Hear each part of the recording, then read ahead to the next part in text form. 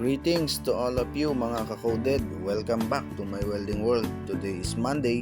Walang ibinigay na job order sa atin si Chiefmate. Kesa sa mainip ako dito sa workshop, naisipan ko na mag-share na lang kung paano mag-welding ng waspit sa saddle. Ayan guys, nagsimula na tayo. At kung bago ka pa lang sa aking Facebook, baka pwede mo namang i-follow, share para maraming makapanood at marami tayong matulungan o maturuan na nag-aaral pa lang ng welding o gustong matuto mag-welding. At mga ka-coded, kung gusto nyong mapanood ang full video ng content na ito, nasa aking munting YouTube channel, Multi-Coded Welder. Mag-like, share, and comment at mag-subscribe ka na rin. At huwag mong kalimutang pindutin ang notification bell para lagi kang updated sa mga susunod pa nating video. Yan mga ka-coded, yung ating waspit. Sunod yung layer naman.